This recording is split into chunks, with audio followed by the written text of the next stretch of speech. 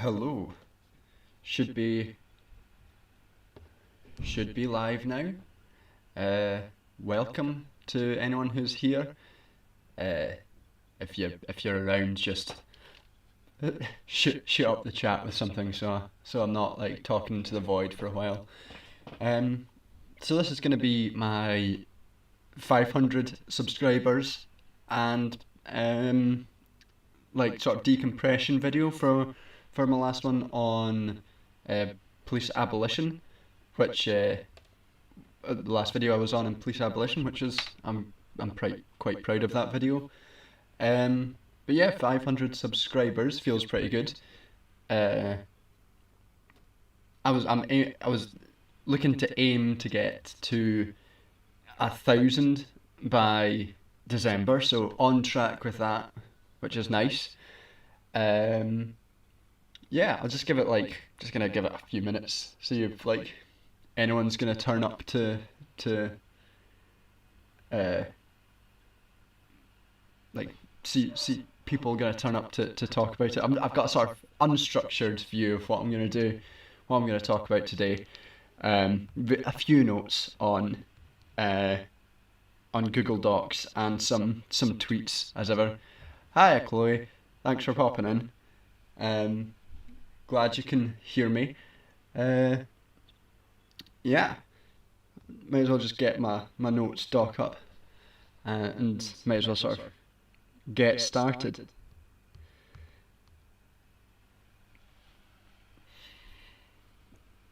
So yeah, just like with that last police abolition video, it's one that I'm quite proud of. I think I'll just get my YouTube screen up so it makes it look like we're actually doing something and not just staring at a funny, goofy picture of me being sentimental on my last ever day in Glasgow. 1 second. There we go. Yeah. So among other things, I think it's a good thumbnail. I think I've been okay at getting some. Oh, 1 second. My dad's just shouting at me. What?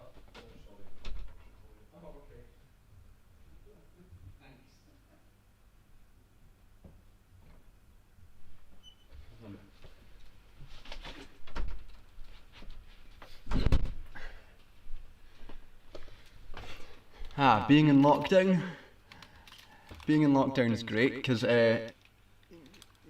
it means that you get shouted at by your parents as a 26-year-old man. Just get your dad shouting, "Do you want a cup of tea?" Anyway, so yeah, this video, Police on Trial. So I was pretty pleased with this video. I thought it turned out pretty well. There's some arguments in there that I'm pretty that I think are pretty good, that I think are not talked about enough in the context of police abolition. In particular, a lot of arguments are often made about how the police are institutionally racist, built on their history, and that's like totally valid and totally true, because you know their history is inherently colonial and in America built off slave patrols, so all that stuff's valid. But the argument from a sort of Althusian perspective, and Althusser, as a philosopher, when he was talking about the police, he had a big gap when he spoke about, like, he didn't mention race at all. It was completely separate from his analysis. He didn't include it.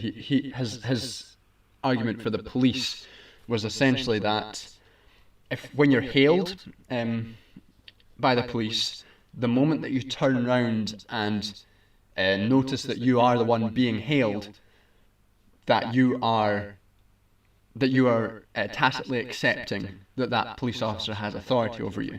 And through that acceptance comes like the whole institutional acceptance of the police force as a force which has power over you.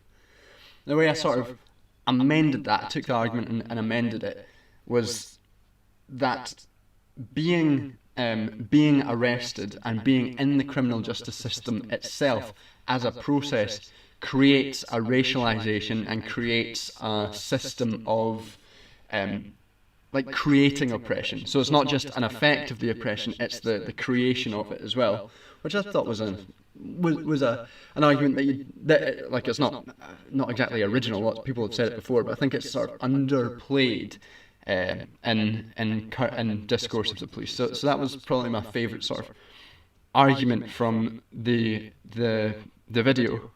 There's a few things that I think that I missed out on.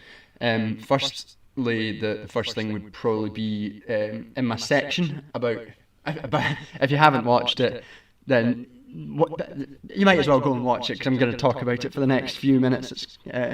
But there's a section where I was talking about the various liberal or reformist views of the police.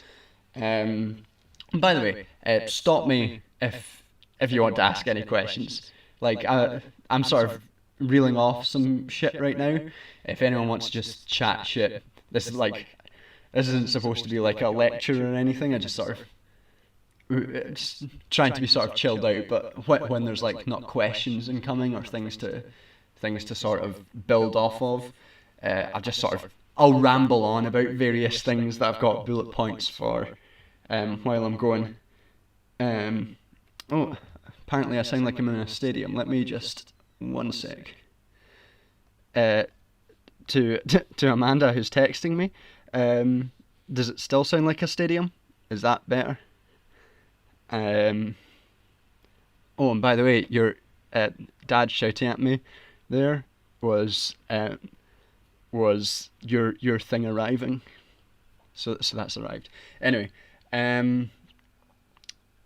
yeah. So the section where I talked about various liberal. Yeah, I'm pretty. Thanks, Chloe. I'm pretty pleased with it. It's a nice big achievement. Despite Peter Coffin talking about Peter Coffin tweeting out earlier, or just before going on stream, saying "Let BreadTube is for full leftists. It's you should all get out," which really annoyed me. It's like, to be a massive YouTuber, or someone who's built an entire brand off of BreadTube like Peter Coffin has, to then turn around and tell people that it's for fake leftists and to get out, it's so disingenuous and so unhelpful to so many people that really annoyed me. I won't dwell on that, because if there's one type of drama that literally nobody cares about, that is not interesting at all, it's YouTube drama or BreadTube drama or whatever. Yeah, in the video, the section where I was talking about the various reforms and ideas of liberal reformers about what the purpose of prison was, I went through reform and rehabilitation, why that doesn't work, punishment and protection. The one I missed out, I'd like to say I missed this out deliberately because I'd covered the other points. Honestly, I just forgot. I don't think it would have added a huge amount to the argument, but I missed out on deterrence as a function of the police. I don't think it would have. The arguments wouldn't have been hugely distinct from other arguments that I made in that section, and I might have cut it out if I hadn't thought about it, because like the three, reform, protection, and punishment as itself kind of feeds into deterrence as a concept. But when we can draw in some facts about police deterrence just to quickly sort of supplement that and to deal with some maybe counterpoints. People say, well, you didn't talk about deterrence. Police deter people from committing crime. One of the first things I'd say is that the way that people are criminalised throughout through the use of the police system. And returning back to that Althusian argument, the way that people are criminalised and created into the condition of being criminal isn't necessarily one that's focused on deterring crime. Like, that's not necessarily the purpose of the prison system, to deter crime. So the idea that it would deter crime is, at its base, I don't think a particularly valid argument, or whatever the technical term is. I don't think it's a particularly good argument. Other sort of data points that you could bring up to support to support my point would be things like, as police numbers increase, crime doesn't decrease. And if the police deterred crime, then you would expect that relationship to be there, and it's not. Other things being like crime rates and prison places aren't correlated together, really. So, and that's another point in favour, saying like it's not really acting as a deterrent. And other things being like, it would only deter specific crimes that they think that not even are particularly socially damaging, but are reflective of the social positions that are existing. For example, when I was talking about punishment, the way that wage theft isn't really punished, so you're not gonna deter people from that. You could argue maybe if it was punished, it would deter people, but that would then go back to the argument that the system itself isn't established to punish those crimes. So you're not ever going to get to a stage where those crimes will be deterred. And while there is such a disproportionate power between employers and employees, and while there is capital accumulation, which allows firms and corporations to influence policy, basically while capitalism exists, you're never going to get to that stage where deterrence for things like wage theft or other crimes like that are I'd lost my train of thought there. Sorry, but the point, the general trend being, you're not going to get to a point where true social harms like wage theft or bankers gambling away the economy are ever fully deterred. And another example that people would point to would be things like, this is a really common one, it would be something like sexual assault and sexual crimes. And this would also feed into the argument I made during punishment, where sexual crimes, rape, aren't really punished. And part of that, again, is that the system is built as a reflection and projection of dominant power, and because we live in a patriarchal system, dominant power will protect sexual violence, rather than people who are victims of sexual violence. And the system itself perpetuates it inside prisons. Like, sexual assault in prisons is just part of the system now. So the idea that you're going to deter sexual assault while it being so fundamental, so baked into the system, is a bit of a nonsense to me, I think. What other points have I got? I'm not sounding like I'm in a stadium, am I? Because I got my girlfriend messaged me saying I sound like I'm in a stadium. But so if I'm sounding like I'm in a stadium, let me know. I'll see what I can do. Next point.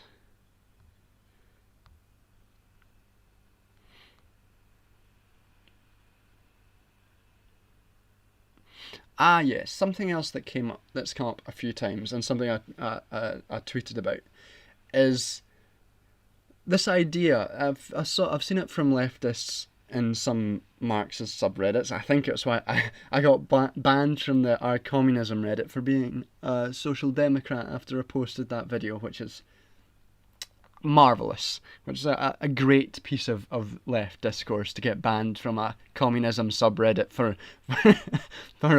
posting a video on police abolition. Listening to the stream while watching Liverpool Man City. Let's go. Woo! I don't know who is good there, but I hope I just hope whoever's playing the games, Liverpool and Man City, I just hope they all have a good time. Remember that the only reason that they're playing is because they love the game, the beautiful game. So all that matters is the ball hits the back of the net. I don't agree. All that matters is that everyone has a real good time, and at the end they're all friends.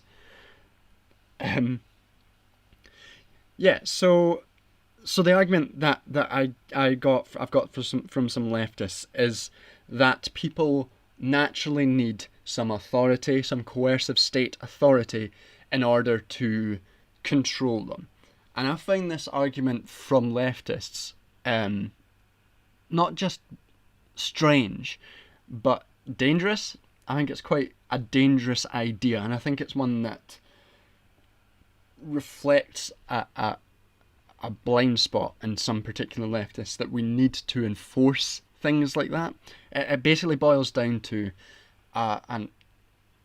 the fundamental Hobbesian law of humans without authority being like life without authority being nasty, brutish and short, and humans without authority being kind of cruel beasts who will always turn against each other. And if I think any argument that rests on something about human nature, whether that's human nature being good or human nature being bad, is I think an invalid argument, because I can't remember who said it. There's a philosopher whose quote is something like, anyone who he who invokes human nature is cheating, or something like that, because human nature can mean anything to anyone, and it assumes that we are these static beings that with society's vestiges stripped away, that will somehow end up being like these cruel, horrible bastards to each other. And I just don't think that's true. I think if you think it's true, it might reflect something about yourself, maybe. But it also, I think, is an acceptance of a capitalistic framing of the world. That because capitalism to exist, and we're going to talk about a bit more about this later. When I was planning on talking about Ollie Philosophy Tube's latest video on social Darwinism, I've got a few thoughts on that I thought would be worth sharing. But there's a capitalistic logic that we have to be like self-interested and selfish, and that is the human nature. And under capitalism, that is good, because we need to be like we work on self-interest, and we make ourselves better. We improve the world. We produce better. Everything works better when we're self-interested. We're all Ayn Rand fans. Yay! But that doesn't really work if you want to break out of that system. Like, if you assume everybody is brutish and selfish and horrible, why are you a socialist? What do you think that people need to be coerced into being better? I've seen that argument before. I think Ben Burgess made the argument that if you think humans are, Ponderful, who's another YouTube channel you should check out. She does great videos. She mentioned that Ben Burgess made the argument that if you assume everyone's nasty and brutish, then you should support more regulation and more taxes and stuff. But I think that's a misguided, like it's a fun way to maybe trip someone up in an argument, but I think it's a misguided way to approach leftism, because it's ceding the ground of human nature to the right, and from that ground you're cutting out whole swathes of leftist thought. The idea that we can have mutual aid and mutual cooperation, the idea that we could abolish the police, is being ceded by this idea that we need coercion. But I don't agree. I don't think that humans are naturally self-interested and naturally like horrible beasts, and I don't think that humans are like naturally good and clever and always virtuous either. And this is what I think I reflected in the video, is that humans are reflections of the institutions that we build and that we live in, and that the institutions are reflections of us as well. or dominant, or whatever dominant power exists, which is why the idea of policing is itself is like about both tearing things down and building things up. It's not about just getting rid of the police. It's about building new systems of justice and cooperation and community and new communities, all so that we can approach these problems from a different way. And as we approach these as we build these systems, the ideas of justice, or ideas of human nature, change with that. Because if we existed in systems like that, then we wouldn't assume that humans were nasty, brutal, and mean and horrible all the time.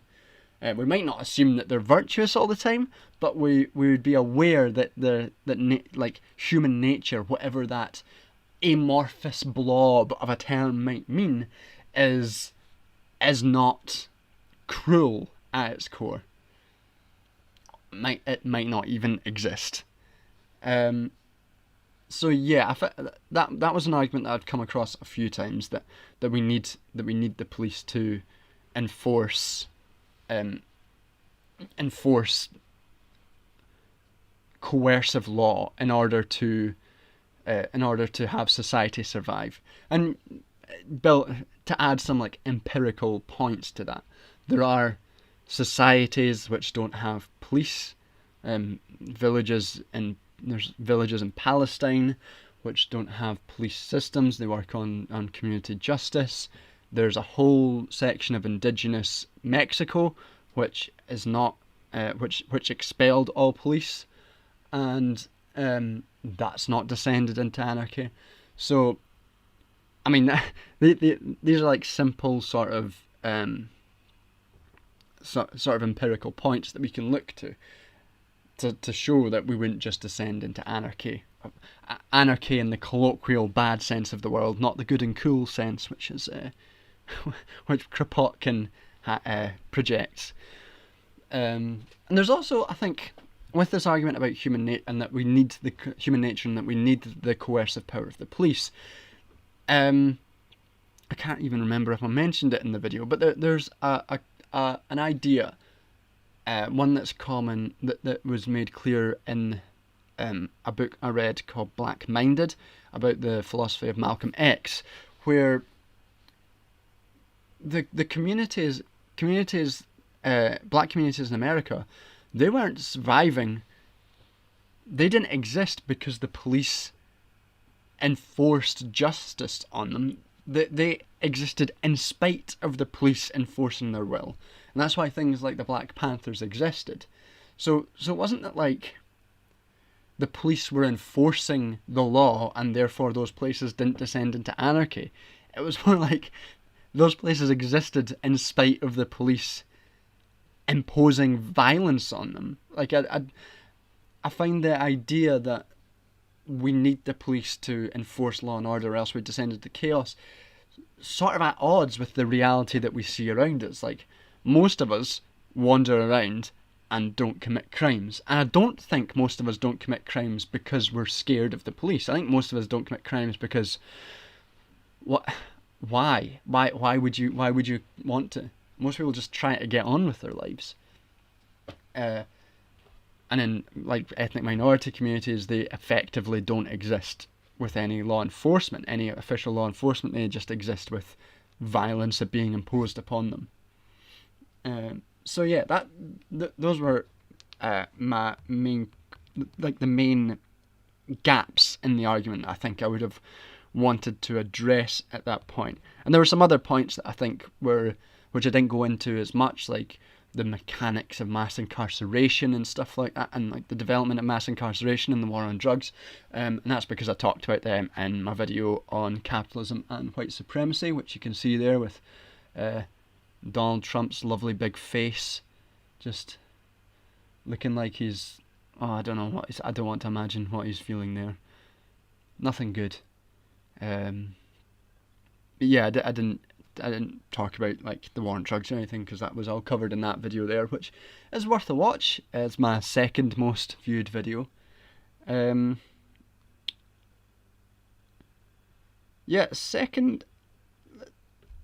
there's a few wee graphics that I wanted to maybe bring up. A couple of things that I didn't mention because they weren't, like, I just didn't have time and they didn't fit into the argument that well.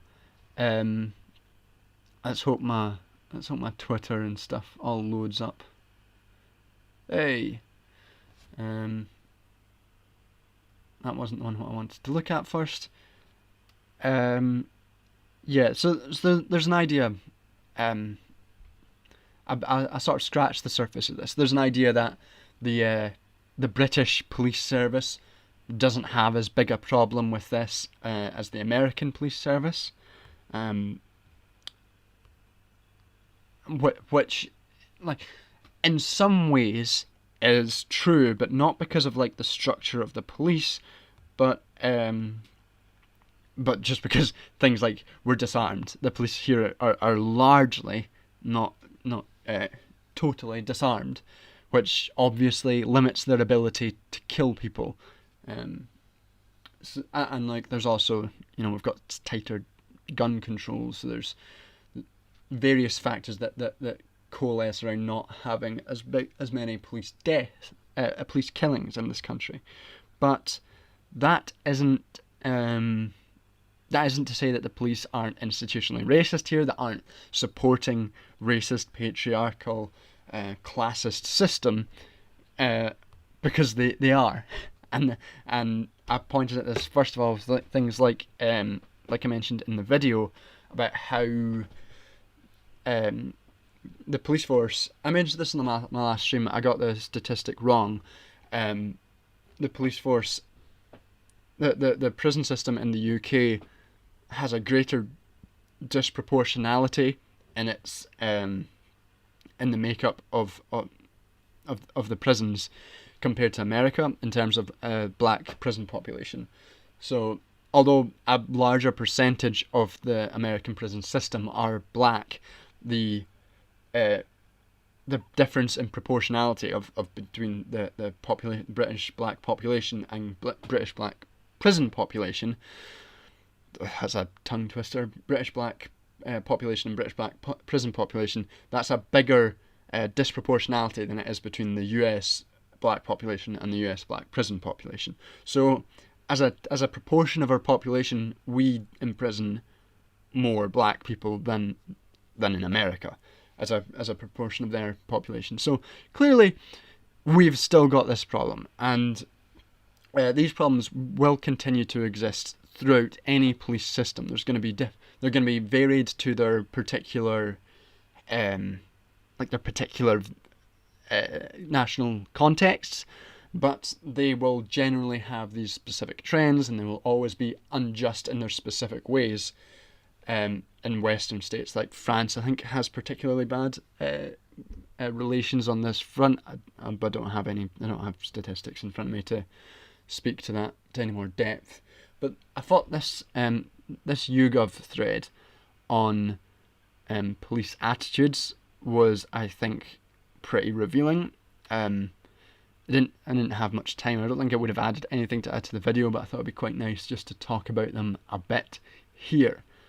So, according to YouGov, 2/3 of police officers oppose positive discrimination to ensure equal representation for ethnic minority groups. This is compared of 36% of the general public. So, this is essentially saying the police don't want more ethnic minority people in their police force. And I don't know, I find that a bit suspect. Something about that makes me a little bit worried about the attitudes of the police, that they don't want more people of ethnic minority backgrounds around. It's not the most encouraging thing. And there's an important caveat to point out, that if we, I don't want to cede any ground to this argument, because the idea that if we increase black and ethnic minority representation, then relations and police action towards minority groups would improve. There's no evidence that would be the case. Study after study in the US has shown that increased ethnic minority representation in the police force doesn't do anything to improve relations between the between the police and ethnic minority communities, and part of that is also because black and ethnic minority police officers end up falling into this similar patterns of behaviour as white officers, which supports the argument that the police aren't reformable, because that's an argument that says that the problem is institutional, not that the problem is like a term of a whole load of bad apples. It's not just a whole load of bad apples screwing up the police force. Never mind that the full phrase for the full sentence of that phrase being a few bad apples spoils the barrel. No one ever says the second half of that. But regardless of that, of me being pedantic, evidence shows that increased ethnic minority representation within the police force has no effect on their relations to ethnic minority communities, indicating that it is an institutional and structural issue, not a case of individual biases on their own. And regardless of that, I just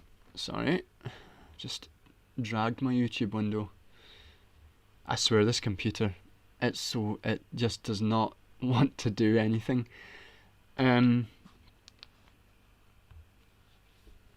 Regardless of that, the fact that 65% of police officers in the UK oppose positive discrimination to ensure equal representation tells you something about the views of police officers and what they consider, why they might not want ethnic minority groups about.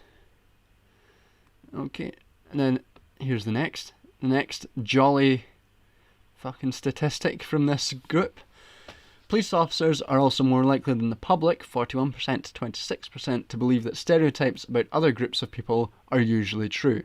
Now this tracks, of course, with police not wanting to have more ethnic minority representation, because if you believe stereotypes about other groups, if you believe that other groups are less than you, you're obviously not going to want to have more of them around. So, and you know, it's an effect if there's fewer ethnic minority members of the police making up those communities, and if there's a issue of white supremacy among the police, then you're probably not going to want to. You're probably going to follow ideas of racial stereotypes. Here's a good one. The majority of police officers, 55%, think that human rights law has been bad for British justice, compared to 37% who see it as a force for good. So that's great. I like the idea. It makes me very comfortable that over half of all police officers believe that human rights make it harder for them to do their job and are bad for justice. Because as someone who spends a lot of time writing about and thinking about human rights, it's always great when the major force for enforcing supposed justice believes that human rights is bad for that. Justice is better when human rights don't exist. I mean, it tracks again with all these different views of the police that are coming up again and again. And this brings me to, hopefully this will play, I've got a wee clip of James Baldwin, and this is another idea which often comes up in policing, and especially with relation to ACAB, the all cops are bastards phrase, which people often return to and reply to, saying, well, my family member, my friend, my friend's friend, my spouse, whatever, they're a police officer and I love them. They're great. They're a really good person. And the response to that is that it doesn't matter.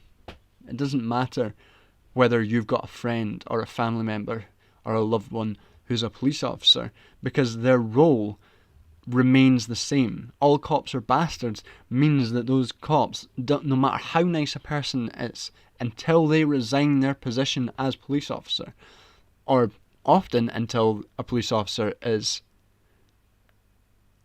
to Paul Singleton, to be fair, it would be easier for them if everyone was guilty until proven innocent. Yeah, it would be easier for them. It's it's the issue of them thinking that would be justice that's the problem. I mean, I'm sure we all don't like things that make our jobs harder, but like, I don't walk around going, it would be easier for me for me to get my PhD if I just wrote a load of shite and just thought, and then just submitted it, and they gave it to me for having written 100,000 words, with like 50,000 of them being the word dick or something. But I wouldn't think that was a particularly just or fair way to go about getting a qualification. So it concerns me that they think it would be more just. That's the thing. More just. It would be better for British justice if human rights didn't exist, which is worrying. Yeah. So this idea about all cops being bastards, they all are ACAB. The fact is that while you're a police officer, until the moment that you quit, your role in society is to enforce the racist, patriarchal, classist, capitalist system. And there is no getting around that. And every act that you take until the moment that you quit being a police officer, and maybe after that, depending on what you do, will be in support of that system, which is what ACAB means. And your behaviour will be reflective of that role. Hopefully this will play with sound. If you can't hear it, let me know. Come on, computer. One day I'll have a computer that can stream properly, and maybe you'll all be able to see my lovely face.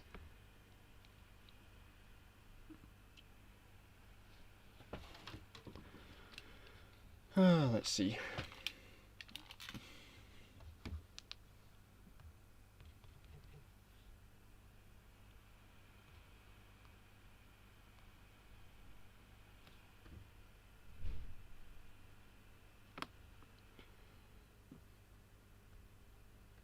I'll give this a few minutes to see if it works. If it doesn't work, then this is what James Baldwin said. A cop is a cop. He may be a very nice man, but I don't have time to figure that out. All I know is that he has a uniform and a gun, and I have to relate to him in that way. And that's the only way to relate to him at all. So what he's getting at there is that this police officer, whether or not they are a nice man, will act in a way as an agent of the racist capitalist system, because that is his role, and that is the way that James Baldwin would have to relate to that police officer as a black man in America.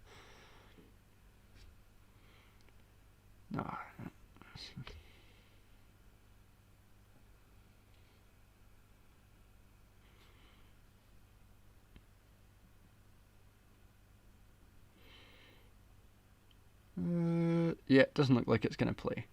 So, one day something will go right for me on stream. One day that'll happen.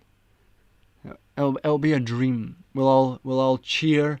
We'll all throw up our hands and be like, yes, John managed to play a video on his stream, and it'll be a beautiful moment. And I might cry a little bit, and that's fine because boys cry as well. And I'm tired of toxic masculinity saying I can't cry because I finally got my video to play. What's next? What were we going to talk about next? Oh God, yes, this. So yeah, just to sum up that what I was saying there in my last wee section. So those were the general things that that were gaps that I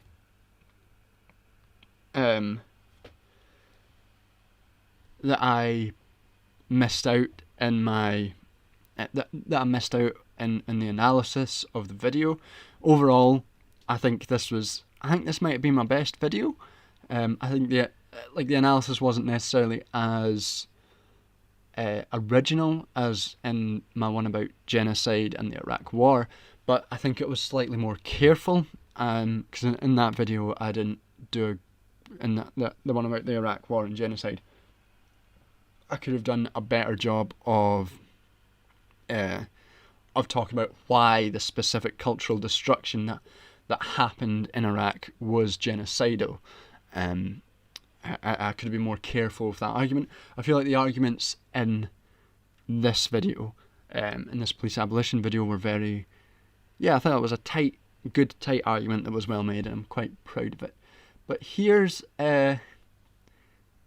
something that's coming up in relation to Black Lives Matter, and this is in relation to, again, in relation to the current context of Black Lives Matter in the UK, which is existing right now, with Keir Starmer having called, Keir Starmer, for anyone who doesn't know, for anyone who's not British, is the leader of the Labour Party, the supposed political wing of the Labour movement, and he was the former head of the DPP, which was essentially the Crown prosecutions. So he was a prosecutor, essentially. He was someone described him as a cop in a suit. So it's not exactly surprising that he supports the police and doesn't support police abolition. But he recently described it, and in the morning that I was going to post this video, he described it as police abolition as nonsense, which is great. I love the political representatives of the left describing the goals of the main social movement of the left as nonsense. It makes me feel good, and it makes me feel like we're not all going to die. So here is the institution, the main media institution in the UK, with all of its views of being impartial, of being an arbiter of truth and knowledge, banning its staff from wearing Black Lives Matter badges on air, because apparently its Black Lives Matter has been hijacked. So I've not got the whole article here because it's the Telegraph, and I am not signing up to the Telegraph because they're trash. They're some of the worst journalism I've ever read in a Telegraph. In some ways, some of the most insidious. To go on a tangent, as I'm wont to do, there has been I was once conducting a content analysis of various different newspapers, right-wing newspapers. This was for my MSc, and I was doing on content analysis on the way that different right-wing newspapers were approaching the issue of immigration. And I looked at the Daily Mail at first, and the Daily Mail was awful. It was some of the most disgusting stuff I'd ever read in my life. Swarms of migrants coming over here, stealing our jobs, just straight up overt racism. And then I turned to an article in the Telegraph written by Julia Hartley-Brewer, and the headline was "Britain will accept all good immigrants," and the word "good" there was doing so much heavy lifting. It had, like, as its headline photo underneath the word "good," this stock image of two white scientists, as if the only good immigrants are somehow white scientists that will come to the UK and make everyone better with their white scientistness. And so the way that the Telegraph framed its racism was less overt. Although Julie Hartley-Brewer has not exactly been afraid of being overtly racist, but the way the Telegraph does it with its idea of being a paper of record is it's just subliminal enough, just under the surface enough to have plausible deniability, unlike the Daily Mail, where you're just like, yeah, that's fucking racist. You're just being straight racist. The Telegraph's like, we didn't say we only want white immigrants. We said we wanted good immigrants. You're like, well, come on. Hi, Mika. Yeah, thanks. I was talking about your channel earlier. Everyone subscribe to Ponderful. She does great content. Last video on neurodivergence and left politics was really good, and I've shared that with a couple of people already. Definitely worth subscribing to. Pesky Splinter. Even yesterday, the Telegraph made up a story about people wanting the statue of Emperor Constantine pulled down outside of York Cathedral. Yeah, I saw that. That was fantastic. That was such a perfect. I mean, that was a good example of what I was talking about because the way that the Telegraph wrote that story wasn't. It was like there have been claims that they want to pull down the statue. There have been stuff. So it was all like framed in this sort of pseudo reasonableness and this sort of paper of record, highfalutin way, highfalutin way, and then when someone looked into it, it was obviously bullshit. It was obviously a massive pile of steaming horseshit. And it was very funny to watch the York Minster people be like, "We told you this was not true. Why did you report it like that?" Stephanie Beverly Cure was so dismissive. Obviously, he wasn't going to agree with the abolition. He showed no understanding or sympathy, no pretense. Yeah, let's Pesky Splinter. Thanks for that. I appreciate it. I'm quite chuffed with reaching 500 and 527 now actually, which is. Yeah, pretty chuffed. 527? I thought it was 526 when I signed on. Anyway, pretty chuffed. So, yes, Stephanie, I'm going to get to that in just 1 second. But to finish what I was saying here, let's just read the opening bit of this Telegraph article. The BBC has decided its presenters and guests should not wear Black Lives Matter badges as the campaign was accused of hijacking George Floyd's death for political reasons.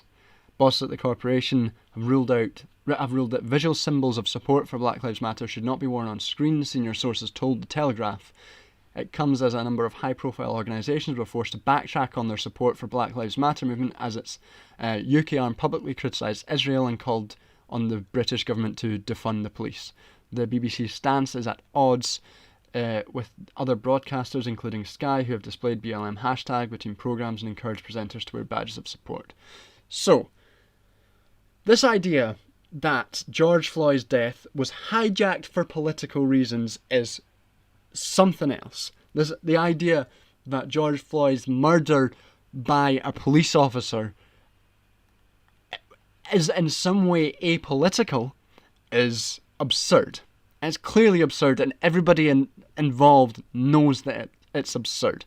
What's being objected to isn't that things are being political, but that things are being political in a way that the BBC doesn't like. For anyone that doesn't know, the BBC's new Director General was a former Conservative candidate.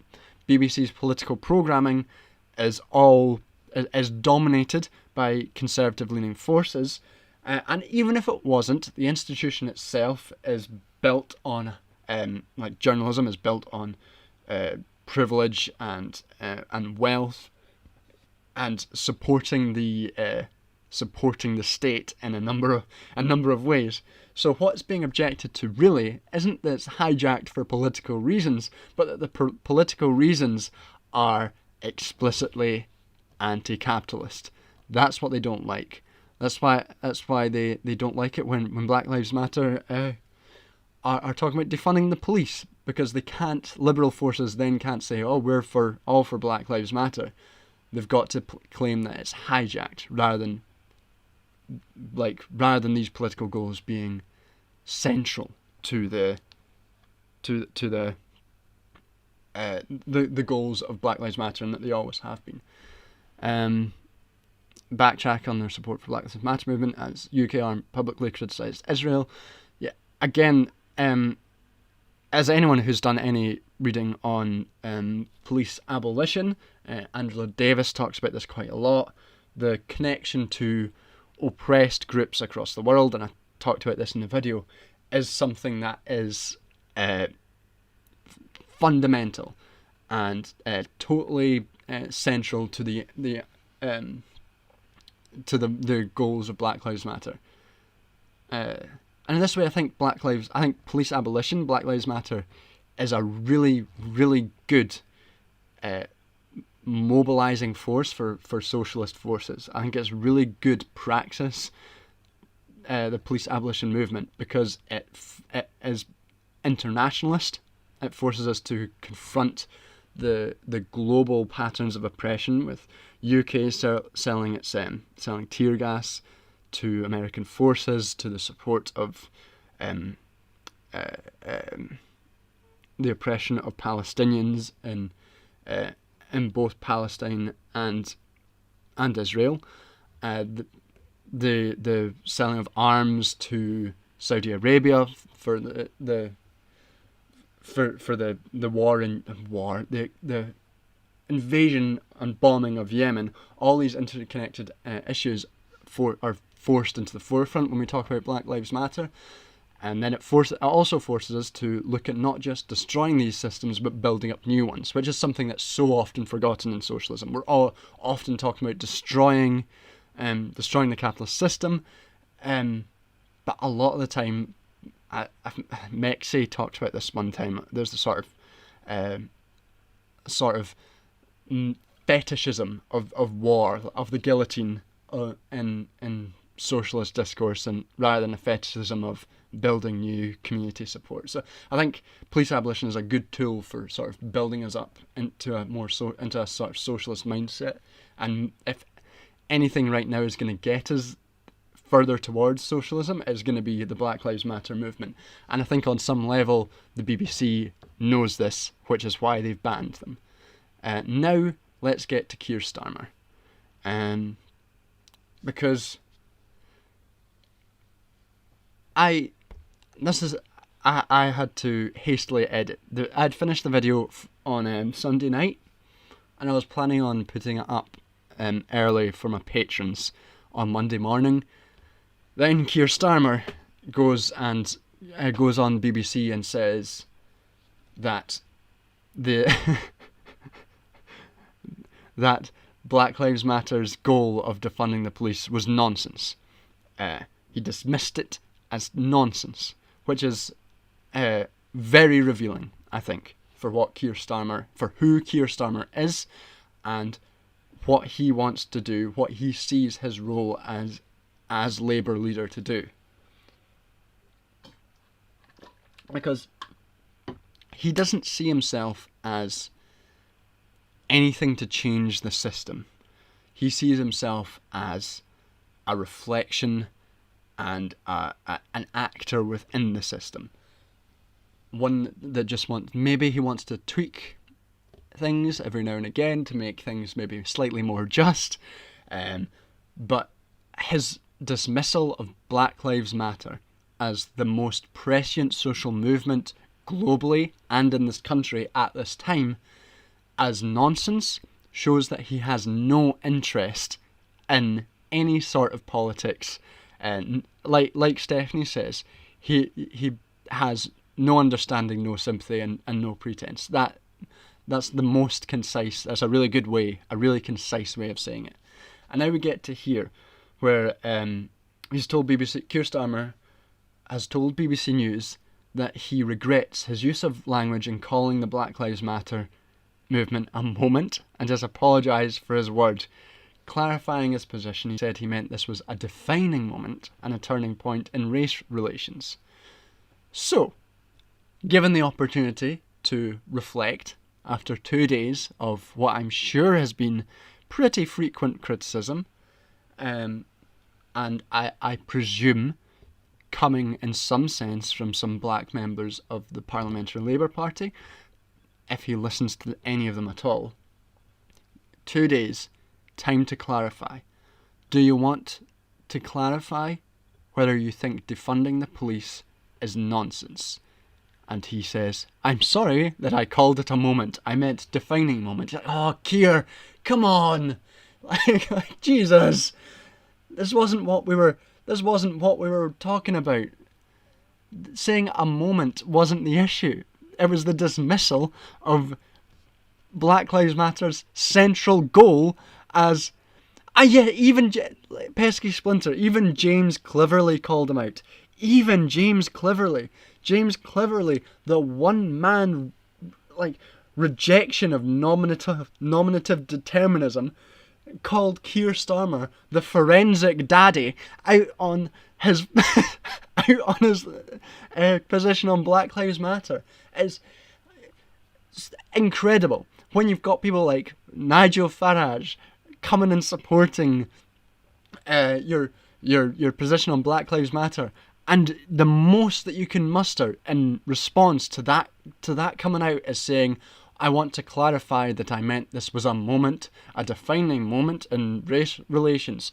How is it a defining moment, Keir? How would you like to talk about it? Would you like to discuss the myriad ways in which black and ethnic minority people are systematically oppressed in this country and across the globe? Would you like to talk about why we have such a disproportionate number of black people in our prisons, a greater disproportionality than in the US? Would you like to talk about that, Keir? Or would you just like to brag about how you worked with the police, how you had such a great time working with the police as DPP? Yeah, Farage did. It was quite something else. Farage, coincidentally, last time we were on here, I was doing a stream and we were talking about how Nigel Farage got letters sent home for when he was in his private school. When he was a kid, he got letters sent home saying that he was disturbing other students by singing Nazi songs too loud. And now he's supporting the Labour leader Keir Starmer on his anti-BLM position. Great job, Labour.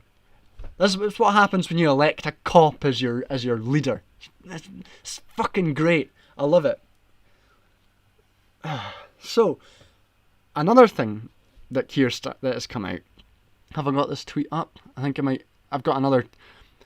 We're now, for anyone who's under any illusions, we're now on the John rants about the Labour Party section of the stream, and you can't stop me. I can't stop me. I've been trying to divest my emotions from the Labour Party since I quit a few months ago. But you know, they keep I keep trying to get out, and they keep pulling me back in with their absurd shit.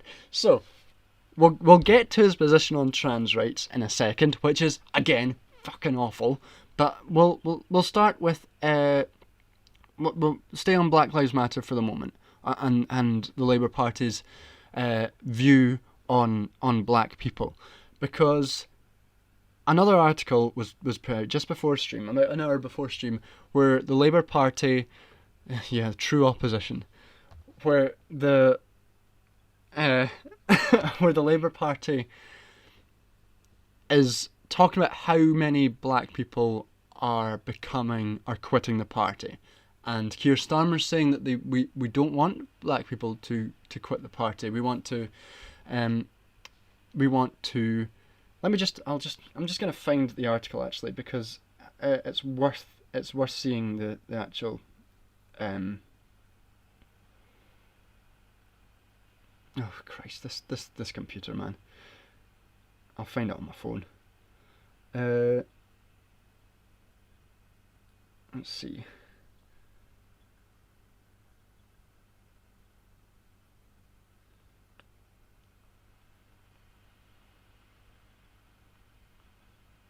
Yeah, from Nadine White. Labour leader Keir Starmer appeals to black people not to leave the party. It comes after we revealed in June that scores of black members and voters had abandoned the party membership following anti-black racism concerns. Now, what this says to me,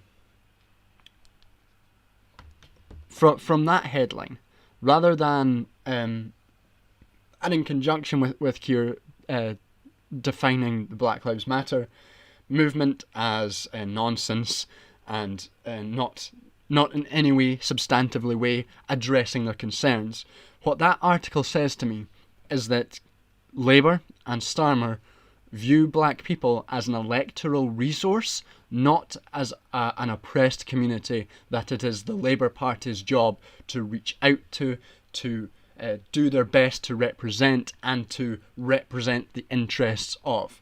What Starmer is trying to do is get black people to vote for Labour, not so that they can act in any sort of substantive change that might lessen the oppression of black people and ethnic minorities across Britain and across the world, but because without black people, then the Labour Party might not get into power.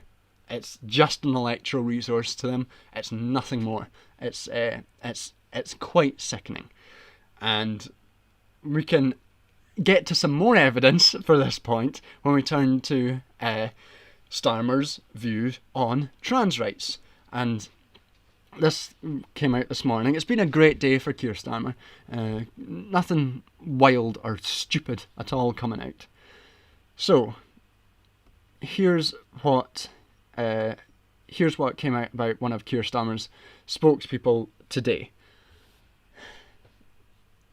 Sir Keir's spokesman said that while the party was committed to trans rights, quote, "We want to work with all sides of this nuanced debate." One ally said, "We don't want to look like we care much more about trans rights than about the state of people's jobs." Now, what Owen Jones says here, substitute gay rights for trans rights, and you'll read the sentence which could have been said in the 1980s, gay people didn't want to be the centre of debate back then either, it was their opponents who decided otherwise. This is true, obviously true. What this says to me is, again, that Starmer is more concerned, Starmer and Labour's team are more concerned with electability than in representing the interests of the oppressed, of oppressed groups across the globe. And if you are approaching trans rights as a nuanced debate, then you are already ceding ground to transphobes. And in my mind, Starmer was the only Labour leadership candidate who didn't sign the trans pledges.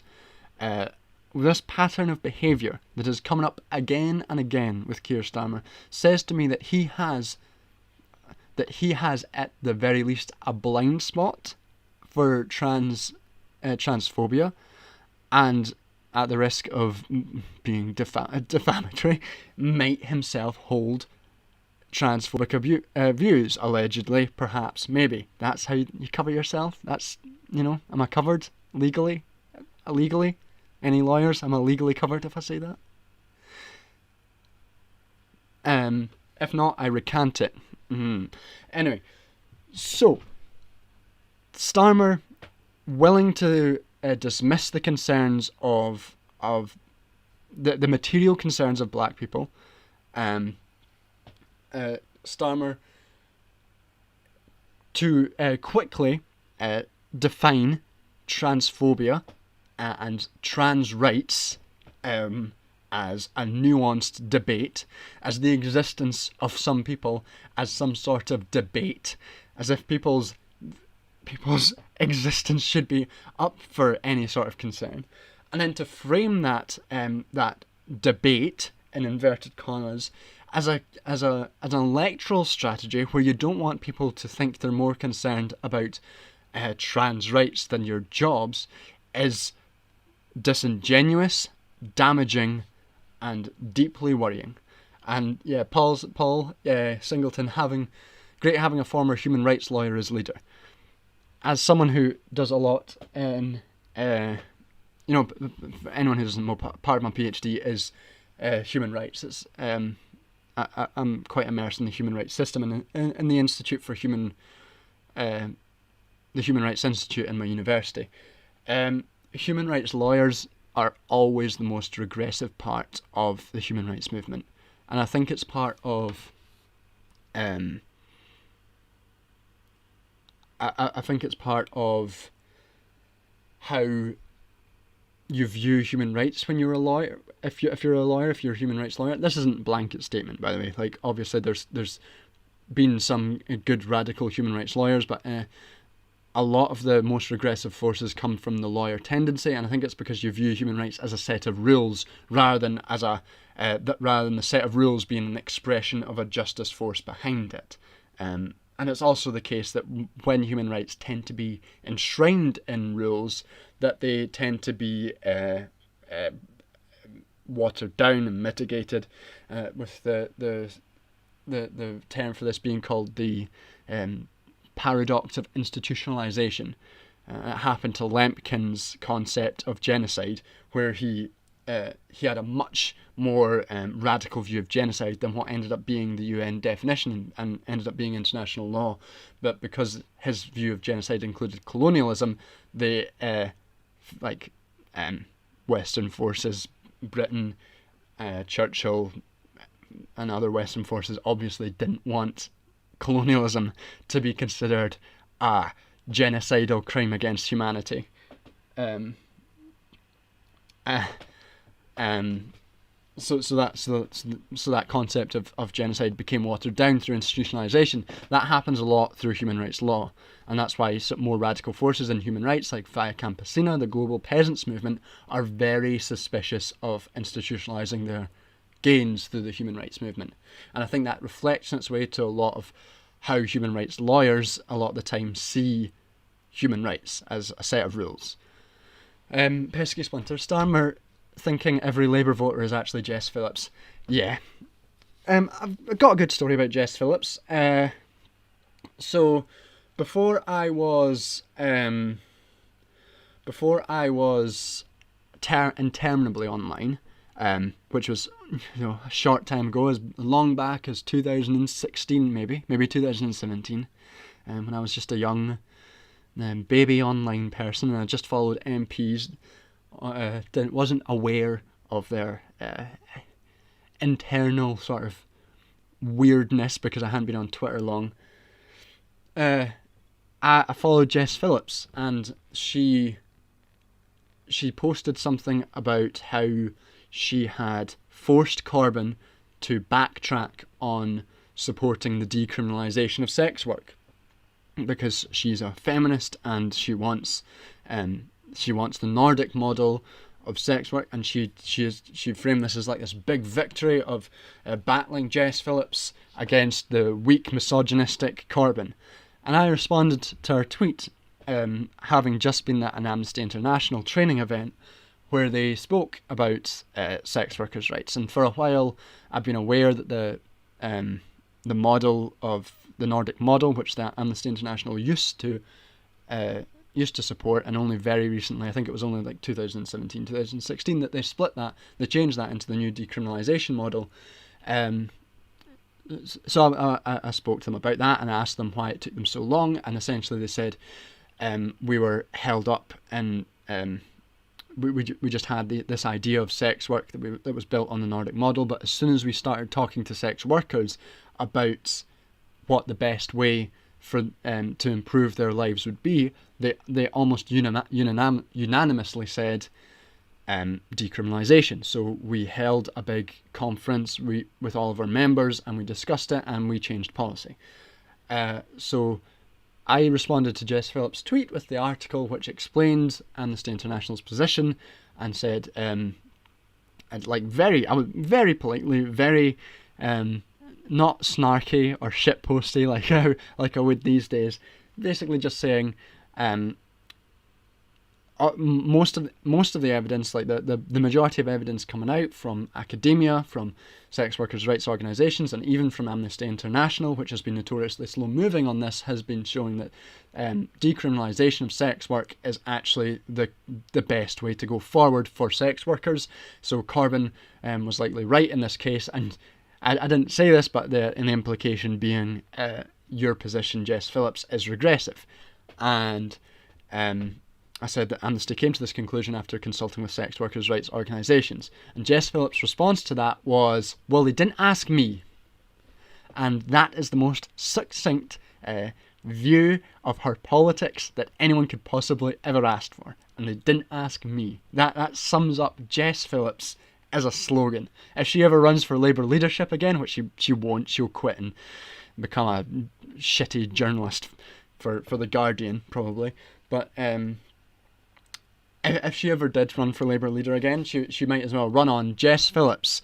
They didn't ask me. It would be her campaign slogan. Hell, if she was Labour leader running for Prime Minister, she would probably run with, and they didn't ask me. So that's my story on Jess Phillips. Paul Singleton, backing off Kashmir, dismissing BLM, both sides trans rights. Yeah, backing off Kashmir was disgraceful. What's going on in Kashmir right now, a genocide, massive human rights abuses. To back off that and say it was an issue for the Indian government itself is disgusting, and it is, as I'm sure Keir Starmer knows, against what international law actually states. Because if there's a genocide, then that is, by definition, the international community's job to understand. So I can't think of a single good thing Keir Starmer has done as Labour leader. Again, I should be divesting myself from caring about the Labour Party, because frankly, I think it's dead for a generation. I don't think it's going to be a particularly useful tool for leftism for any time. So we should think of new ways to influence policy, whether that's through union action, whether that's through grassroots coordination like Black Lives Matter, or like, hopefully, if my research works out, through linking up various different groups through an umbrella of human rights under like linking union organisation with grassroots support and with NGO support, all of which are going to be outside the electoral sphere. I think that's going to be a more effective way of affecting change in this country, rather than muddling your way through a Labour Party which hates you and hates left-wing ideas. So that's my rant about the Labour Party for this week. This is sort of Pesky Splinter was willing to let him prove himself, but everything he's done since he became leader has just been terrible. I wasn't hopeful, because his leadership campaign, he said nothing, and from what I'd heard from what's the Labourist journalist called, she was on Novara Media discussing Keir Starmer's political career. He's always been a right-wing force. I think he's always had the idea. I think his entire career, including being Labour leader, I think it's all part of a career. Like I don't see. I don't like putting people on pedestals. So Corbyn had issues. Part of these issues are reflected in the fact that Starmer is leader now. Like, that to me is a failing of Corbynism. But there's one thing with Corbyn that you could say, which you cannot say for Starmer, is that Corbyn wasn't Labour leader because it was something to further his career. Like, he never wanted to be a Labour leader. He sort of got there by accident. Everything in his career has been to pursue what he viewed as a justice, as Sienna Rogers. Paul, you're right. Yeah, that's her. Sienna Rogers. I always worry when I can't remember names that I'm going mad. Yeah, Corbyn, at least you could tell that he was there for his own ideological purposes, that he had a view of justice, whether or not you agreed with it. His view of justice was what was driving him. Starmer, I don't think you can say that. I think what Keir Starmer is there as Labour leader for is because it's a career. It's part of his career. and you can see that in the way that he's come up through the DPP. Sorry, I'm going to take a drink. I'm losing my voice. Too much hate.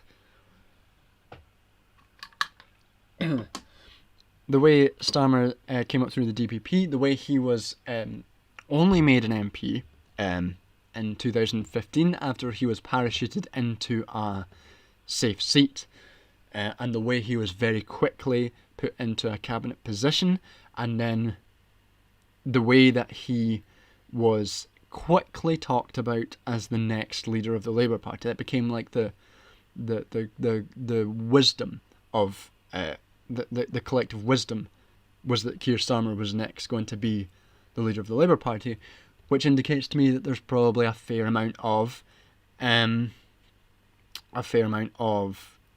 press briefing from his office, lots of connections between him and press organisations to push this idea. Like Keir Starmer, the idea that Keir Starmer would be the natural successor to Corbyn doesn't come out of nowhere.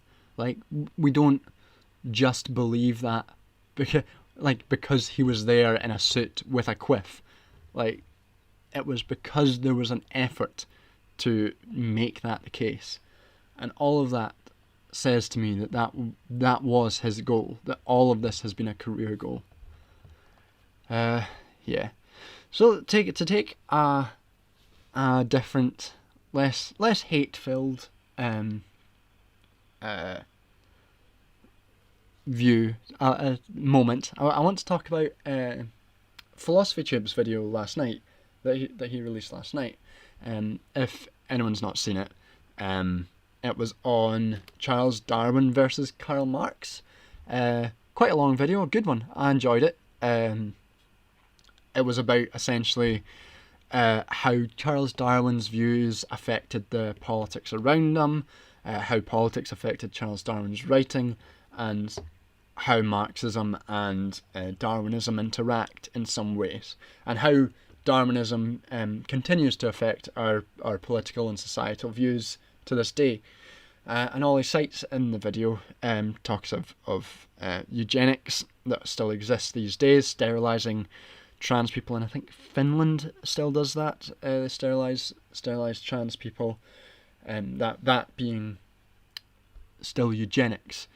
But there was one thing in the video I would hesitate to call it an oversight, because I think it's just a separate issue. But the way, if I was talking about Darwinism and politics now, social Darwinism specifically, as he brings up a couple of times, the first thing I would jump to, and it's probably because I'm me, the first thing I jump to is neoliberalism, and the way neoliberalism and social Darwinism interact. So the first thing to look at when we're talking about social Darwinism and neoliberalism is that many of the early proponents, early theoretical founders of neoliberalism were social Darwinists explicitly. They explicitly held that some people were genetically better than others, and that failure was a matter of inferiority genetically. So that affected the theoretical foundations of neoliberalism, and that then built into a ideological structure which is distinct from social Darwinism. The way it's distinct is like this. So, neoliberalism, as anyone who's spent any time around me might know, is a system which is focused on the individual. It's an ideology of forging an individual into a particular and an optimized capitalist individual, one that's individualistic, competitive, and entrepreneurial.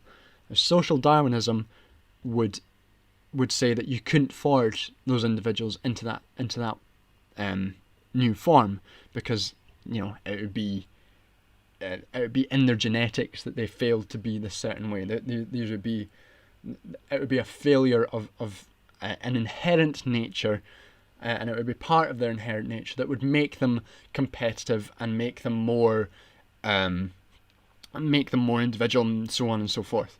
Neoliberalism doesn't quite go there. It assumes that you can be forged, that you can make people succeed from being competitive, from societal and capitalistic forces, from state forces, importantly, intervening to make you better and make you more capitalistic and competitive individual. Where it agrees with social Darwinism is that if you fail at that, then that is entirely your fault, quite possibly a genetic failure, and there shouldn't be much recourse to support you. There's welfare systems in neoliberalism. People like Milton Friedman thought that like a universal basic income was good to make sure that those people didn't die, which is another thing that might be distinct from social Darwinism, where they maybe be okay with people who failed out of the economic system dying. Neoliberalism doesn't necessarily agree with that, but it agrees that that failure to meet the standards of capitalism is going to be something inherent in you, because the system will always be forcing you to try and become more individualistic and capitalistic. And that is reflected in their welfare systems, which under neoliberalism forces into what's called workfarism, where you've got to meet certain criteria, and it's reflected in their labour markets and the competitive nature and individualistic nature of our culture that's been forged since neoliberalism. And that would essentially be that would be what I would have added to a discussion of social Darwinism and modern society, and social Darwinism and socialism. But yeah, it was a good video. I enjoyed it, and worth a wee watch. Yeah, just a wee change gear from rage about the Labour Party to something nice. What was I going to talk about next?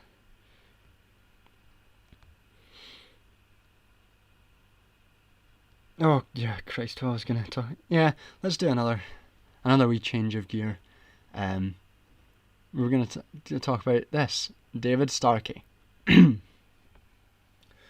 So, for anyone who doesn't know, David Starkey. David Starkey is one of the most widely known popular historians in the UK, who's been a regular fixture on TV and other media for decades. And he went on Darren Grimes, for anyone who doesn't know, is a little boy who is filled with hate. He was like Pinocchio. He was like a puppet, and then his racist puppeteer wished upon a star that his puppet would become a real boy, and then Darren Grimes happened, and he is a real boy, and I hate it. I hate that he's a real boy. He's so filled with hate. But he has this new internet TV station called Reasoned TV, which I talked about a couple months ago when I was still trying to do Twitch rather than YouTube streaming. Reasoned TV is a right-wing network.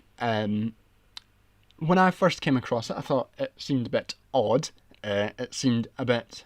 It didn't have any links to who funded them.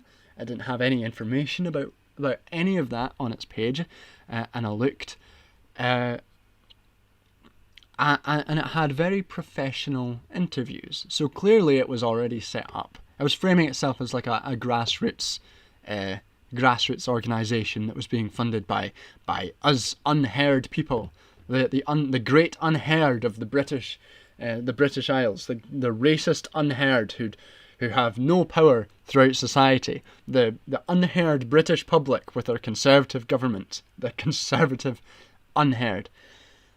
So it framed itself as being, grassroots funded by these unheard.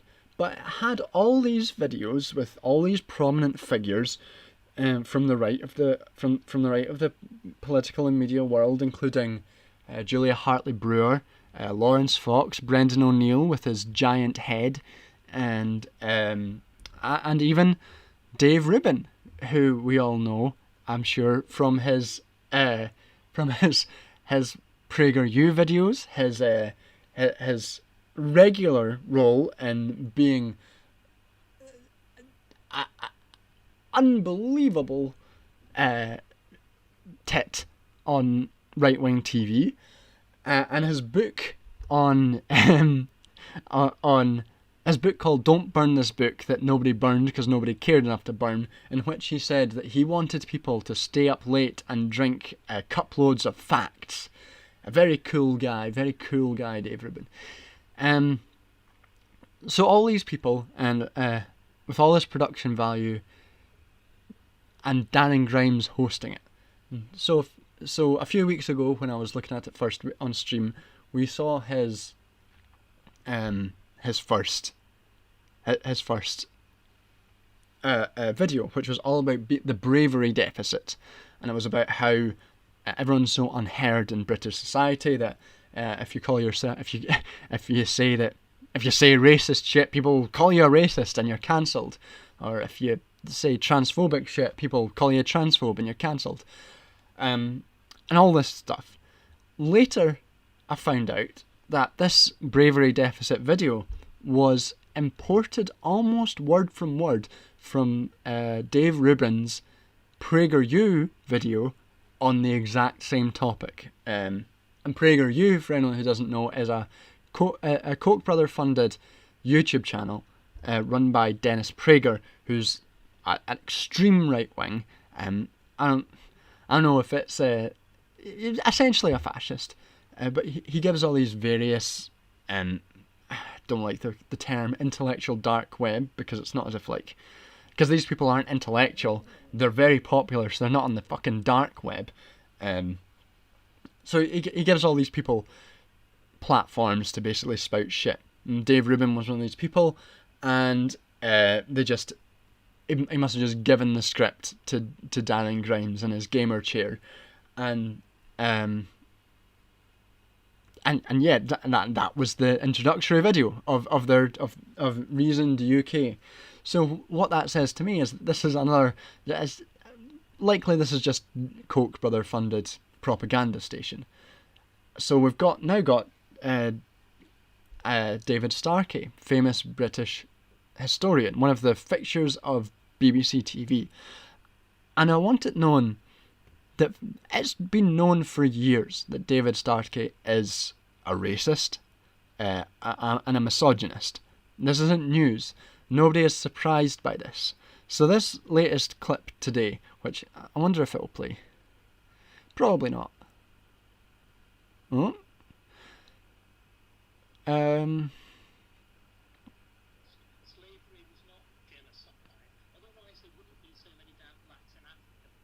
Or in Britain, would there? An awful lot of them survived. Again, there's no point in arguing against globalization or Western civilization. They are all products of it. We are all products of it. The honest teaching of the British Empire is to say, quite simply, it is the first key stage of world globalization. It's probably the most important moment in human history, and it is still with us. Its consequences are still on, and generally speaking, in most ways, actually fruitful. There are downsides, again, as the Brexit vote demonstrated. So that's how you go about tackling it. And as for the idea, as I said, that slavery is this kind of terrible disease that dare not speak its name, it only dare not speak its name, Darren, because we settled it nearly 200 years ago. We don't normally go on about the fact that Roman Catholics once upon a time didn't have vote and weren't allowed to have their own churches because we had Catholic emancipation. And you know what? We had Catholic emancipation at pretty much exactly the same time that we got rid of slavery in the 1830s. Essentially, yeah. David Starkey coming on saying slavery wasn't genocide, and and basically justifying. Yeah, unfortunately, yes. Yeah, it's pretty terrible. He's just saying, Nicky Drafter. Nicky Drafter. I remember him calling Mehdi Hassan Ahmed on Question Time. Jesus Christ. Yeah, I mean he's essentially, everyone's known it for years. He's racist, misogynistic, basically an all-round fanny. Like, it's just a dick.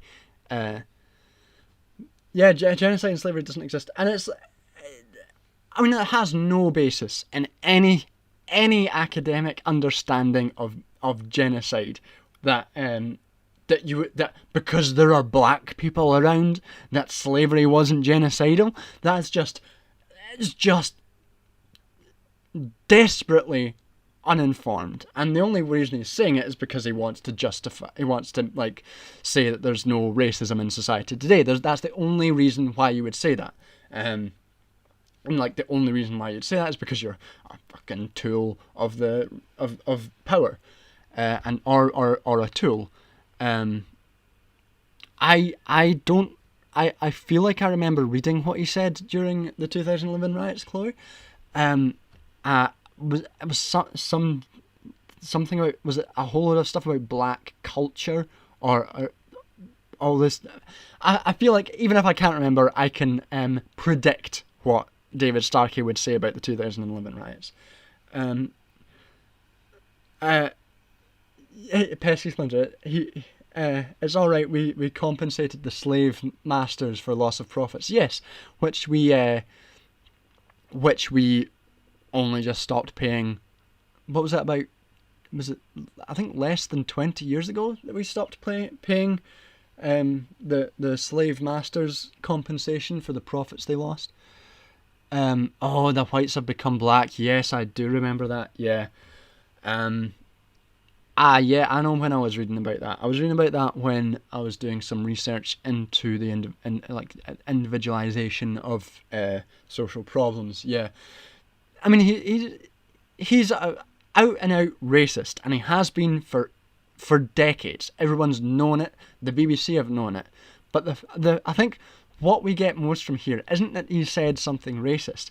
It's that he's still a fixture of BBC programmes. And if we go back then to what we were talking about earlier, about the BBC banning Black Lives Matter badges because it's a political issue, but allowing David Starkey on the TV, we can sort of start to see why the idea that the BBC has a problem with political issues is a bullshit.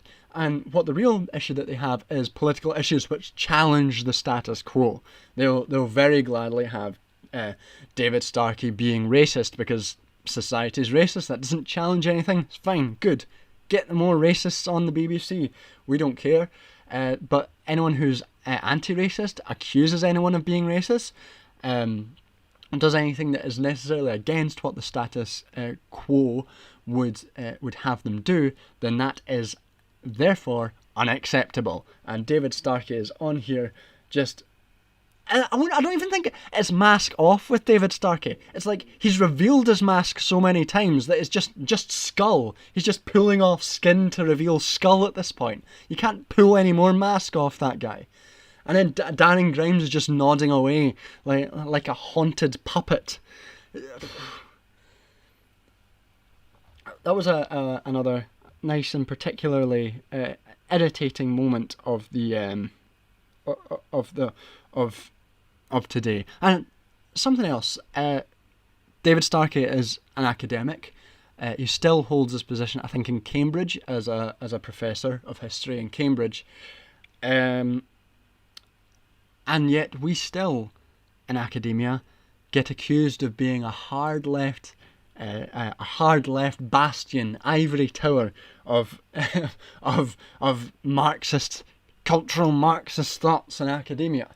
And I'd be the first to admit, and I'm pretty hard left, but there's not that many of us. Maybe there's me and a couple more folk in my department who are kind of left wing, but even in the political science, talk to people, talk to other political scientists who aren't necessarily in the same field, who, particularly in international relations, they tend to be very right-wing. They tend to have very right-wing perspectives. The idea that that academia as a whole is this hard-left bastion is another essentially bullshit idea. No one ever looks at David Starkey and goes, well, I do, but no one in power looks at David Starkey and goes, oh, maybe academia's got a fascism problem. Maybe we need to deal with this fascism problem in academia, that we've got all these hard right racists in positions of authority in British academic institutions might be a problem, and that these academics then have massive platforms to go on our state broadcaster essentially unchallenged and spout racist ideas with both the benefit of authorial platforms and authorial titles such as professor, to give them more weight when they spread things that are incoherent and racist. So, pesky splinter, not meaning to as part of a persecution complex, not meaning to be an armchair psychologist. I'm not sure if it's a persecution complex. I mean, maybe part of it. Everyone, I think, maybe that's part of it. But I think the more important part of it is it's a tactic which delegitimizes any left-wing work that comes from universities.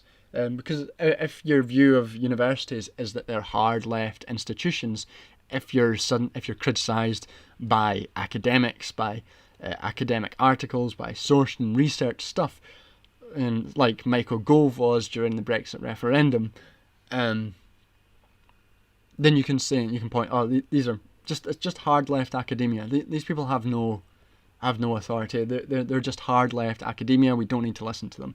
I think that's the sort of ideological drive behind that sort of thing. I mean, there's the other dimension of the right, especially the online right and columnists, is that I think a lot of their hatred comes from the fact that they were never invited to parties when they were in university, and that might also drive that hatred. Like these people, I can just imagine them, like these people sitting in their miserable student halls, fucking fuming at the hard left academia not inviting them to their parties. Like, I wanted to go out to the student union, but the hard left academia didn't invite me. Now I'm just stuck here drinking this bottle of whiskey that my rich father bought for me, and like typing on internet forums about various racist conspiracy theories. That's my armchair psychology, that they're all just upset that they never got invited to parties. Wonderful. My uni was a leftist brainwashing outfit. They taught us logic and critical thinking, and then made us read a load of right-wing and liberal thinkers. I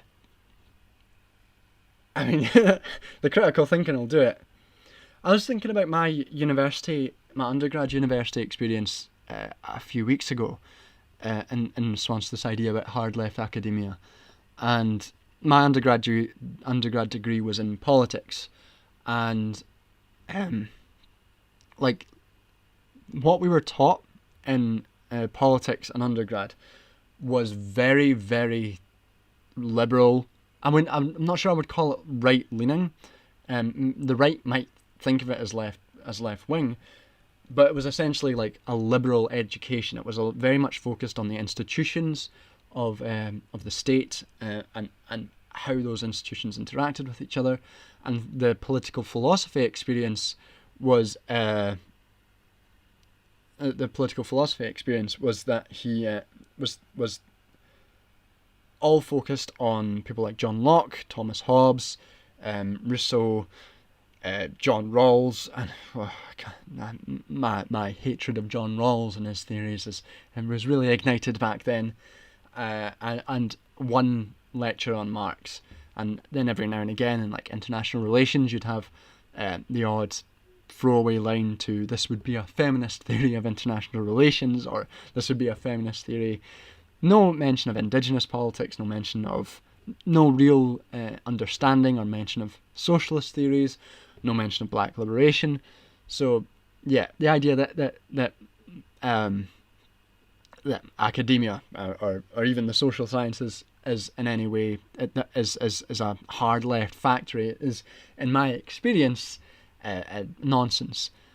I think there are certain fields which tend towards more left-wing ideas. I think sociology tends to have more left-wing thought in it, and criminology as well often has more left-wing thought in it, despite some of the early criminologists being really right-wing folk.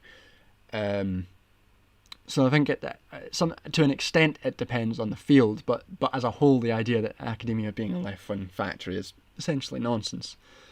The Toby Young experience, yeah. I mean, Pesky Splinter, yeah, the Toby Young experience. It's incredible, with Toby Young, how many people feel the need to tell everyone that they don't like Toby Young, and that including his wife.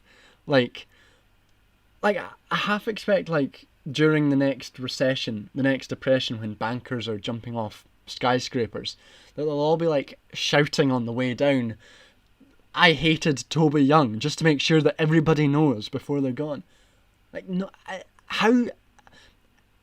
Even the biggest bastards have friends. I don't know how everyone manages to hate Toby Young. He must be just awful. Nicky Dafter. Gove was, he bumped coke, threesomes, the lot. He's just an arsehole. Yeah, Gove's an odd character. He's just a bastard, yeah. What was anything else I was going to talk about today? There's Ollie's video. What's this? Piers Morgan is a shameless something. I don't know what this is. Let's see if this pops up. Oh, yeah, no, that's just David Starkey again. So, yeah, so I think that was most of what I had coming down to talk about today. I didn't mean to go on so long about about the Labour Party and how much Keir Starmer frustrates me. Pesky Splinter, with my dying breath I curse Toby Young. Yeah. It's did we all read that article Toby Young's wife wrote about him when he said he had coronavirus, and his wife wrote a whole article in the Spectator saying that no, he doesn't have coronavirus, he's a hypochondriac and a prick and I hate him. It was magnificent. I don't know how you'd engender that much hate in people. With Gove, I could understand why people would hate him, because he's an odious toad man. But Toby Young's just I think what is with Toby Young is that he's cloying. He wants to be friends. Toby Young was in Toby Young would be the only person who wasn't in Jeffrey Epstein's Black Book who wanted to be. He just wants to be in with everyone else.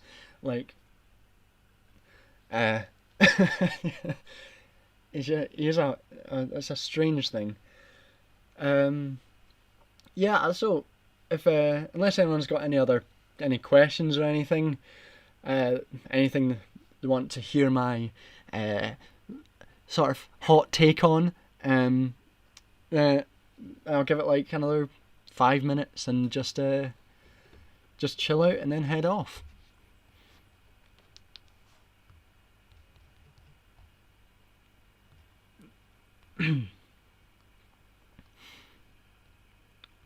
Other sort of interesting things that I sort of had in mind to speak about today were things like Joe Biden getting a massive super PAC from all of from a whole load of former Bush funders.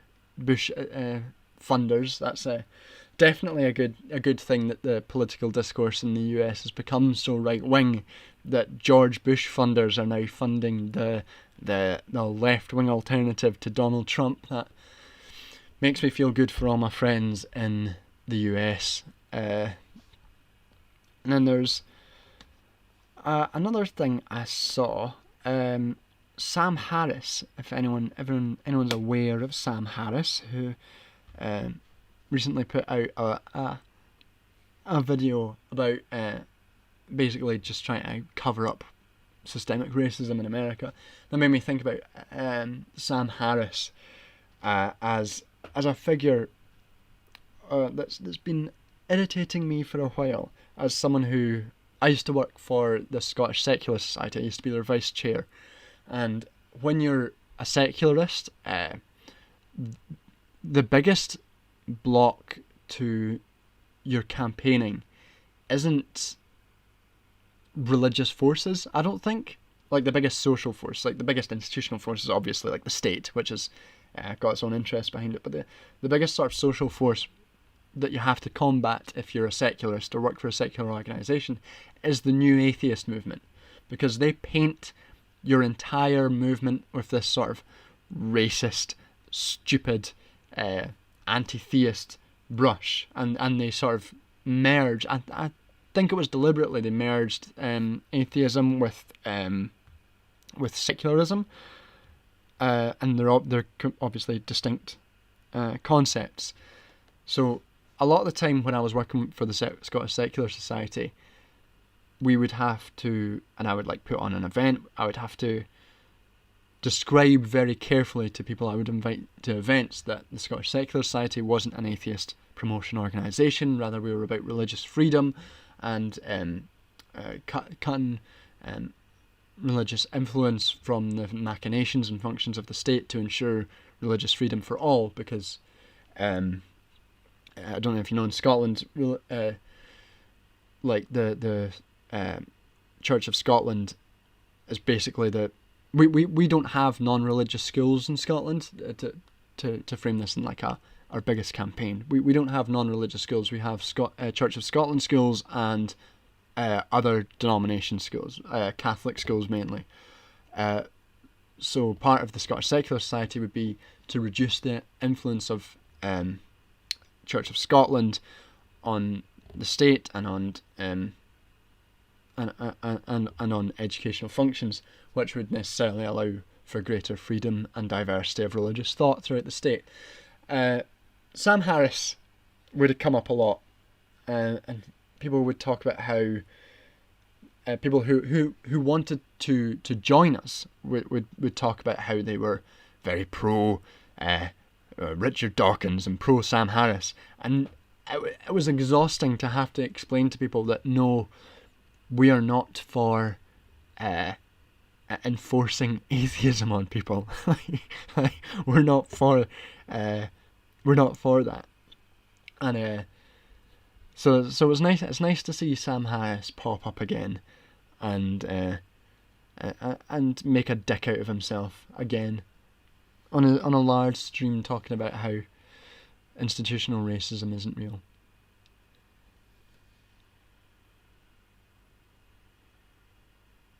Nicky Dafter, everyone who read The God Delusion at 16 is now either a Nazi or wants to seize the means of production. I mean, yeah, I read The God Delusion at 16, and yeah, I want to seize the means of production. I think that's an interesting cultural moment, the new atheist movement. Yeah, never a truer post on Twitter. It's very much the case. I think what I'm going to do a hot take on new atheism.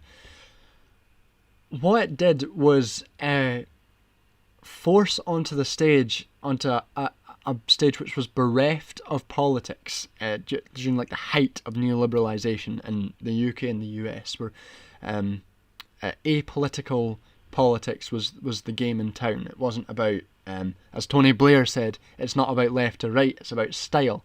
And suddenly you had these forces like Christopher Hitchens and Richard Dawkins, Sam Harris, suddenly becoming political in a context which had been largely apolitical, and they did it at the same time or as running up to or just after 9/11, which was a shattering of political of like post-Cold War consensus.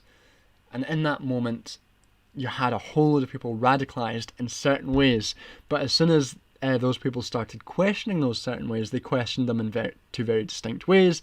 Either they went with Sam Harris and his blatant Islamophobia, realpolitik bullshit, or they started questioning the systemic factors underneath the underneath religiosity and underneath these issues, and that bred a bunch of communists.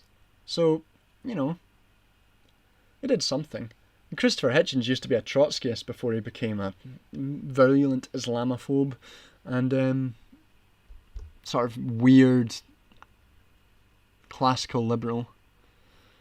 I read Christopher Hitchens, one of Christopher Hitchens' books, one of the first of Christopher Hitchens' books I've ever read. I read it last year.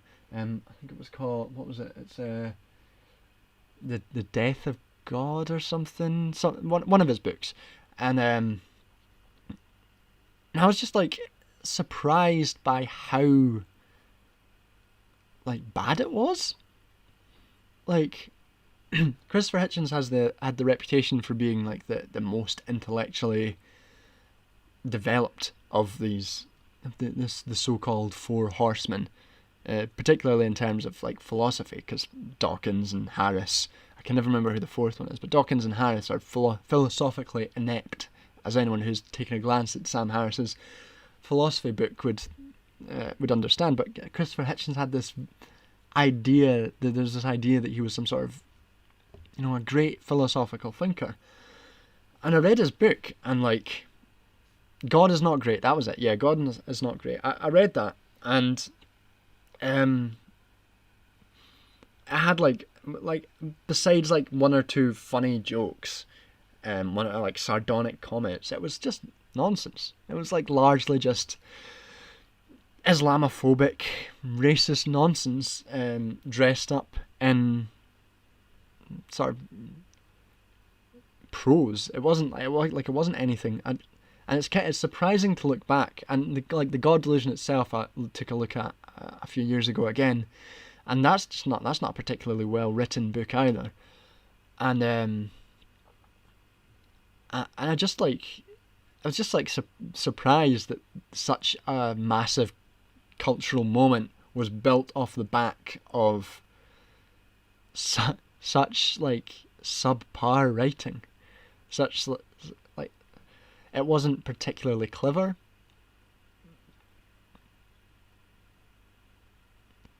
Ponderful, more obsessed with scripture than fundamental theists. That's what I got from Dawkins. Not great start to disproving theism, I say.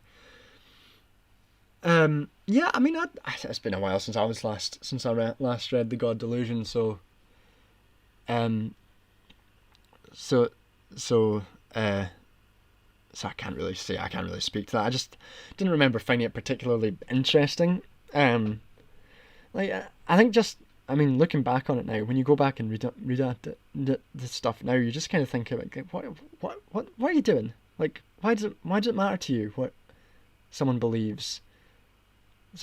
Why does it matter to you like whether someone believes that? You're not talking about any sort of systemic issue. You're not talking about the ways that maybe fundamental theistic societies work and the ways that religion might interact with authoritarian or non-authoritarian contexts. Rather, you're just essentializing about what tends to be one particular religion with the likes of Sam Harris and to a lesser extent Christopher Hitchens, and they tend to essentialize about Islam.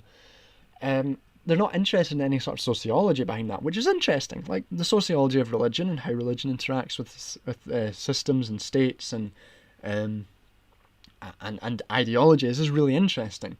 But they didn't seem interested in that. They just seemed to be interested in anyone can pick apart scripture. Like it's not hard. like but it's not like people, even the most fundamental like theistic people, might accept contradictions in scriptures. It's a boring argument, really.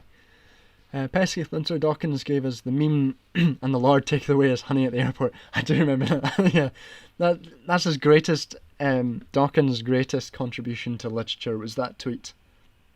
I might start calling tweets art now after listening to Hussein Kasfani's new podcast, 10,000 Posts. Hussein from Trash Future, his new podcast, 10,000 Posts, in which him and Phoebe talk about Twitter as art and literature. So it means that when I post, I'm just really, I know I'm creating art. Ben Waha, Wikipedia says Dennett, but I've not heard of him. Is it Daniel Dennett? I don't really know. Naked After, I read it because I went to the school mentioned in it, an evangelical school called Emmanuel College. Oh, that's interesting. What did you get from that? Any particular insight into what he was writing, or factual inaccuracies that you could own him with online?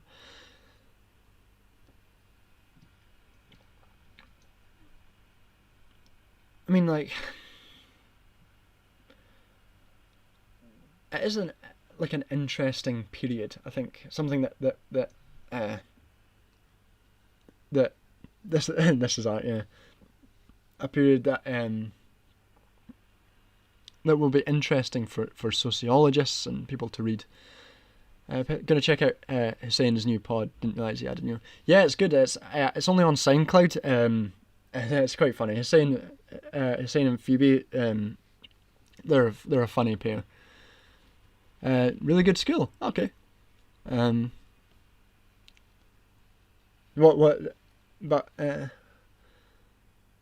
the culture war was demented. Yeah. Right. I think that will take us to the end of the stream tonight. I think that went quite well. Glad to have reached the celebrated the 500 subscribers. Maybe in a few months I'll be back to celebrate 1,000. I think I was originally gonna do streams every week, but I think that's probably too much work. I think I'll do one every 2 weeks and do a wee stream to talk about random shit, what's going on in the news, how angry I am about the Labour Party at that particular moment, which will probably be quite angry, and whichever right-wing madness has decided to enter my frame of reference and discourse from that moment. Oh, I was going to talk about my next video briefly, just for the next couple of minutes. Next video, so the video that I was originally going to do at this time was